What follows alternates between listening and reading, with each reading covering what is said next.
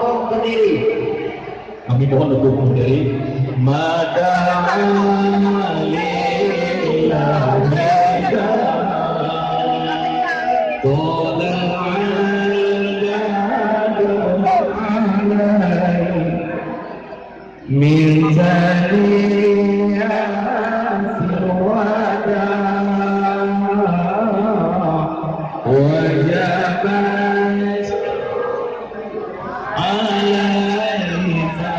Ustaz, salam.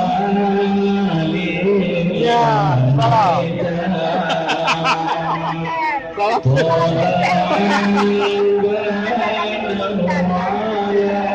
Jadi kalau lupa ya roh.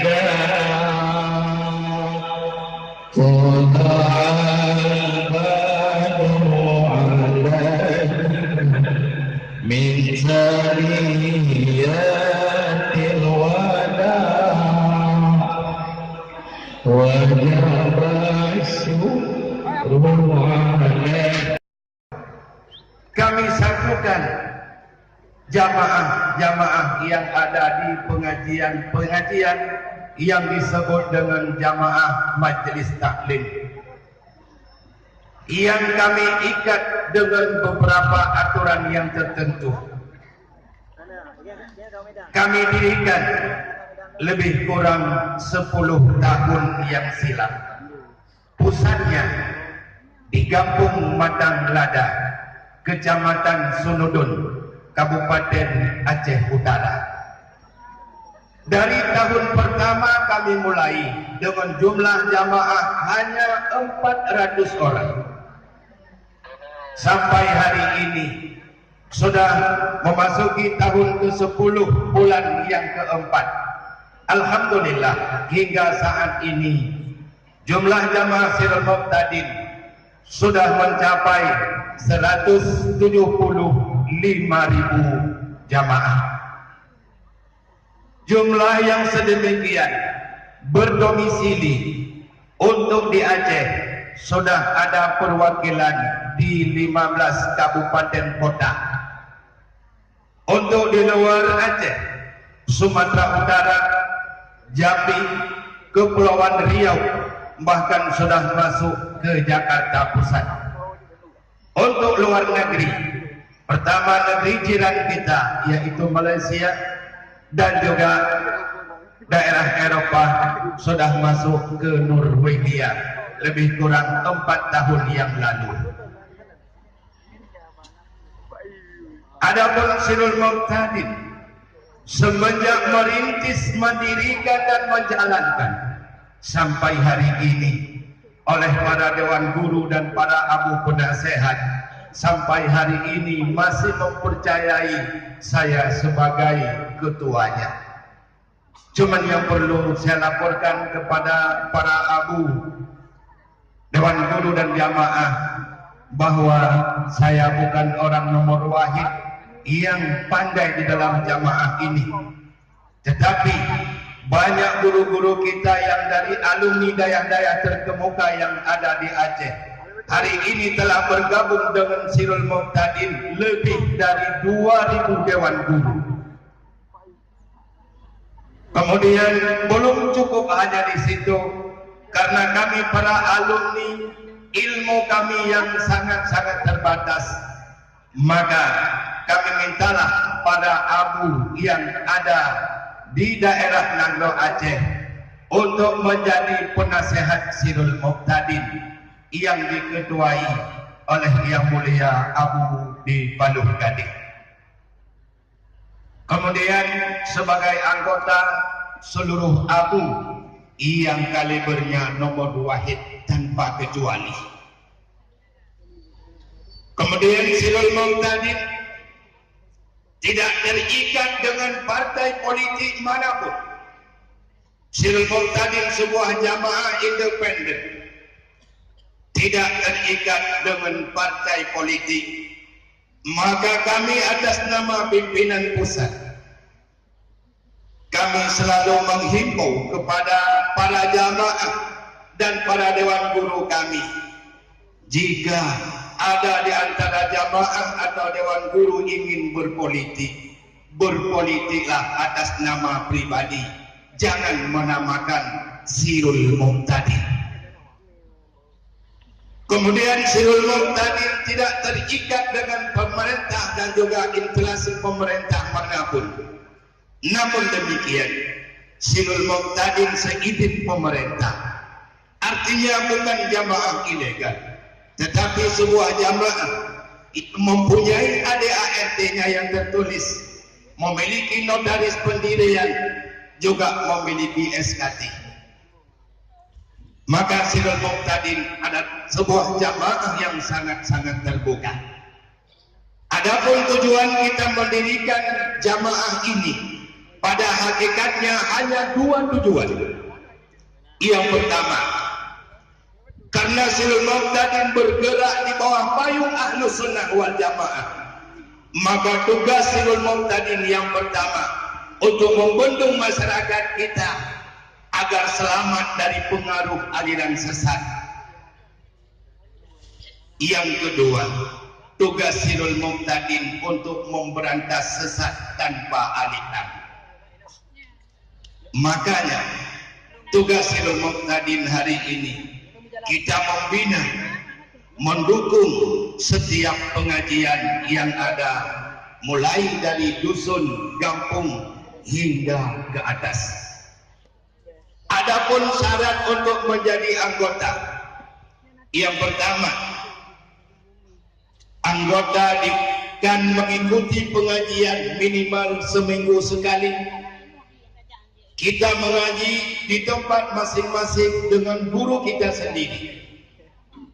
Yang kedua, membuat kartu sebagai tanda anggota. Yang ketiga, membaca Umul Al-Quran atau surat Al-Fatihah setiap sekali pertemuan pengajian. Yang kita niatkan pertama kepada seluruh guru dan jamaah Sirul Muqtadin, semoga Allah tetapkan di dalam jamaah dan Allah tetapkan imannya di akhir hayat kelak. Yang kedua, kita niatkan pahala Al-Fatihah itu kepada seluruh guru dan jamaah kita yang mendahului kita, yang telah dipanggil oleh Sang Khalik. Insya Allah nanti Ustaz akan menyampaikan beberapa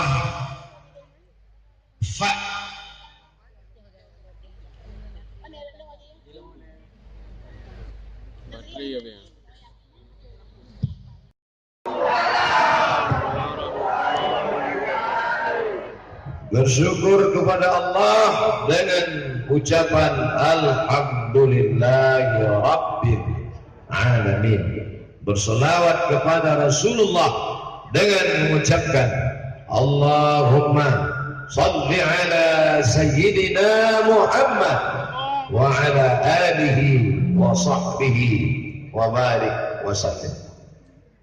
Yang sama-sama kita hormati dan kita muliakan para abu, ayahanda, para abi, para tengku, alim ulama, tak dapat saya sebut satu persatu. Insya Allah kita semua dimuliakan Allah Subhanahu wa Ta'ala. Amin. Perasaan saya saat ini dua. Pertama, seperti sedang di padang Arafah. Yang kedua, seperti dai cilik yang akan dinilai oleh para abu dan pelayan. Doakan saya supaya bisa tausiah sampai selesai. Ada satu kelompok namanya Mujassimah. Apa namanya? Mujassimah. Kata Mujassimah, Allah itu punya tangan. Dalilnya yadullah fawqa aydihim, tangan Allah di atas tangan mereka. Allah itu punya wajah, punya muka. Dalilnya kullu man 'alaiha fan, semuanya hancur, wa yabqa wajhu, yang tinggal cuma wajah. Maka Allah punya wajah. Allah itu duduk di atas kursi. Dalilnya Ar-Rahman 'alal arsy istawa, Allah duduk di atas kursi. Allah punya wajah, Allah punya tangan, Allah punya kaki. Kelompok ini bernama Mujassimah. Yang satu lagi mengatakan Allah tidak punya apa-apa. Tak boleh. Dia tidak ada wajah, dia tidak ada tangan, dia tidak ada kaki. Pokoknya tak ada sifat bagi dia. Dia hanya zat saja. Kelompok ini bernama Mu'tazilah.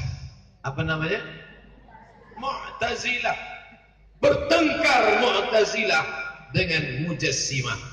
Kata Mujassimah, kamu kafir Mu'tazilah. Kenapa? Karena berarti mengingkari ayat Quran. Ayat mengatakan Allah punya wajah, ayat mengatakan Allah punya tangan, ayat mengatakan Allah punya kaki.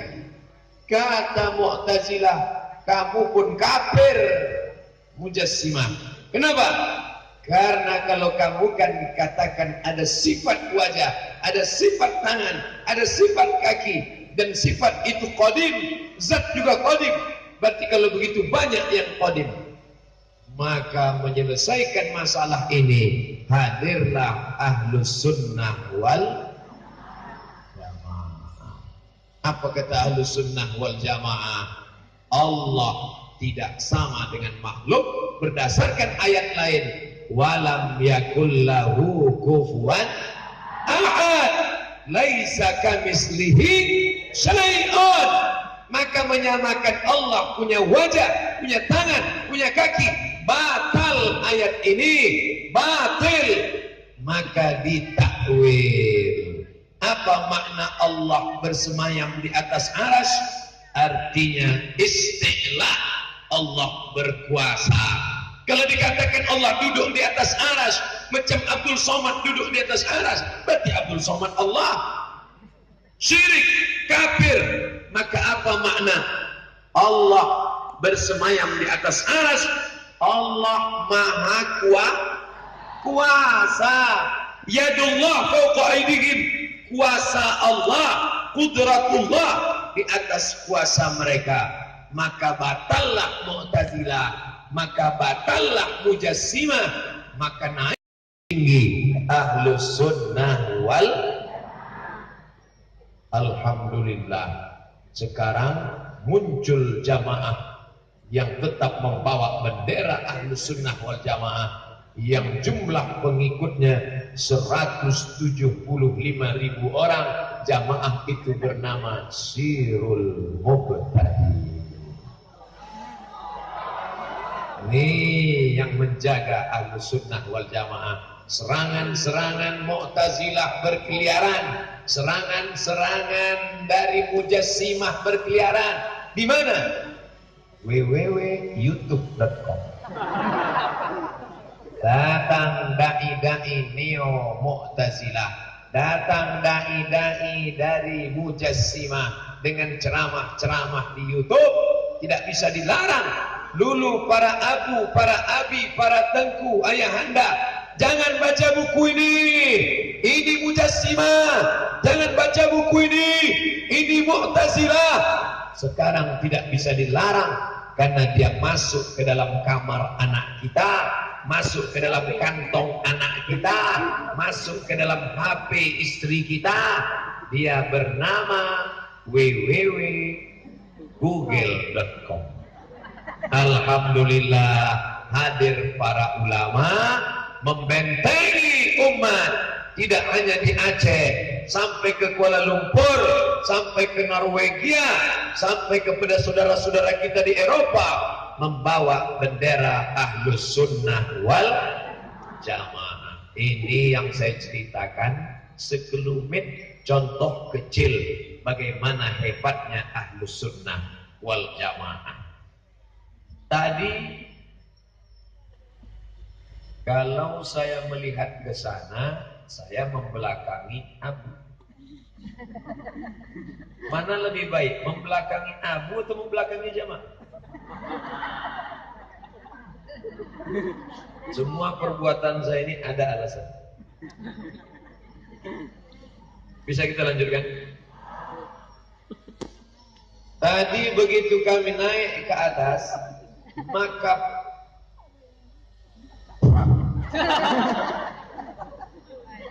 lalu kemudian panitia menyalahkan tukang pasang tenda. Kenapa ini dipasang? Ini salah pasang. Kenapa begini? Kata tukang tenda, jangan disalahkan. Ini takdir Allah. Kami ini, kata tukang pasang tenda, macam pokok kayu yang tak punya kuasa apa-apa. Ditumbangkan jatuh, dihembus angin ke kiri ke kanan. Kami ini terpaksa bahasa Arabnya jabar. Ada kelompok yang mengatakan dia terpaksa. Nama kelompok ini Jabariyah. Apa namanya? Jabariyah. Ketika dia minum khamar, kenapa kamu mabuk? Kenapa kamu minum khamar? Aku sebetulnya tak mau mabuk, tapi aku sudah terpaksa oleh takdir. Pulang anak dalam keadaan maaf Abu, maaf, tak sopan. Izinkan saya bicara. Hamil 3 bulan. Kenapa kamu hamil? Ayah jangan marah. Aku sebenarnya tak mau. Ini takdir. Nama kelompok ini Jabariyah. Datang yang melawan Jabariyah, namanya Qadariyah. Kata Qadariyah, tak ada takdir. Kamu bersembunyi di balik takdir. Kamu yang salah pasang, kamu katakan takdir yang salah. Maka kata kelompok Qadariyah, tak ada itu takdir. Rukun iman cuma 5. Percaya kepada Allah, malaikat, kitab, Rasul, kiamat. Takdir tak ada. Kita sunat saja rukun iman. Yang satu bersandar kepada takdir, Jabariyah. Yang satu mengatakan tak ada itu takdir. Allah menciptakan manusia bebas, free act, bebas berekspresi. Namanya Qadariyah. Berkelahi antara Qadariyah dengan Jabariyah. Siapa yang menyelesaikan ini? Ahlus Sunnah wal. Memang Allah menciptakan takdir. Siapa yang tak percaya takdir kafir. Tapi Allah memberikan al-kasbu, ikhtiar dan usaha. Maaf, air minum saja. Ini air minum punya saya. Betul? Ini ditakdirkan untuk saya. Ini punya saya. Tapi kalau saya tak berusaha dengan al-kasbu wal ikhtiar untuk menggerakkan tangan, mendekatkannya ke mulut, bisa air ini masuk. Letakkan aja bawah, buka mulutnya. Maka apa kata orang Ahlus Sunnah? Hei orang Jabariyah, kau katakan tak ada usaha, semuanya takdir. Iya, kalau gitu tak usah bergerak. Tempeleng, diam. Maka selesailah masalah Jabariyah dengan Qadariyah dengan datangnya Ahlus Sunnah wal. Bidayah ini sudah selesai dikaji. Apa nama kitabnya? Al-Husunul Hamidiyah. Apa nama kitabnya? Ad-Dasuqi ala Syar'il Ummil Barahin. Apa nama kitabnya? Kitab-kitab Ahlus Sunnah. Di pesantren selesai, di dayak selesai, tapi di masyarakat kacau balau, tunggang langgang, lintang pukam. Yang berani menyampaikan ini siapa? Alhamdulillah, datanglah sebuah komunitas jamaah. Jamaah itu bernama Sirul Muqtadin. Jadi nanti kalau ada orang bertanya, kenapa kamu ikut Sirul Muqtadin? Kenapa ya? Pokoknya Ahlus Sunnah wal Jamaah. Apa itu Ahlus Sunnah wal Jamaah? Pokoknya jangan tanya-tanya. Ahlus Sunnah wal Jamaah. Semangat yang berapi-api harus diiringi dengan penjelasan yang lembut, meniru bahasa ayah anda tadi. Betul? Sampai penjelasan dua contoh ini bisa dipahami Ahlus Sunnah wal Jamaah. Oke, kita kasih contoh ketiga. Macam makan obat 3 kali saja. Al-Quran ini makhluk karena ada hurufnya. Ada huruf ba. Huruf ba memukul sin.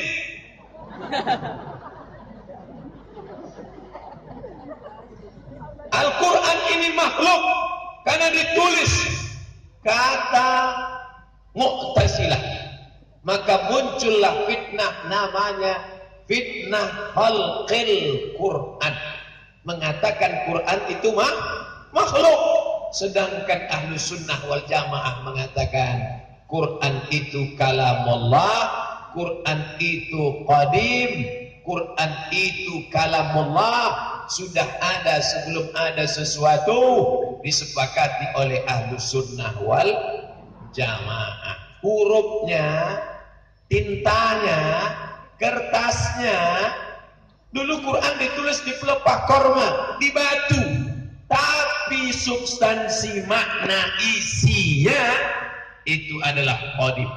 Maka masuk penjara Imam Ahmad bin Hambal yang terkenal dengan nama Imam Hambali. Siapa namanya? Imam Hambali. Nama aslinya Ahmad bin Hambal. Meninggal tahun 241 di kota Baghdad, Irak. Dulu presidennya Saddam Hussein. Dibom oleh George Bush rata dengan tanah. Mudah-mudahan masuk neraka jahanam George Bush. Saya paling sakit hati sama George Bush. Kenapa? Karena saya dulu mau S2 ke Baghdad. Gratis. Sudah selebar S2 Baghdad gratis. Pas mau berangkat dibom rata kampus ini. Itu maka ingat betul saya dengan Baghdad ini. Maka di Baghdad Imam Ahmad bin Hambal masuk penjara. Karena waktu itu penguasanya berpaham Mu'tazilah. Ahmad bin Hambal, ya, Quran itu makhluk apa qadim? Kata Ahmad bin Hambal, Quran makhluk. Kamu harus menyatakan Quran itu makhluk. Kata Imam Ahmad bin Hambal, Quran qadim, kalamullah. Tidak, harus berkata makhluk. Tapi ternyata dia istiqomah dan masuk ke dalam penjara. Akhirnya sultan yang ketiga barulah dia lepas karena Ahlus Sunnah wal Jamaah. Sekarang ada. Kira-kira sekarang ada tak orang yang mengatakan Quran ini makhluk? Ada. Di kampus-kampus diambilnya Quran, dicampakkannya ke lantai, diinjak. Quran ini makhluk. Yang qadim itu di sana, di Lauhil Mahfuz. Murid tak berani melawan. Kenapa? Kalau melawan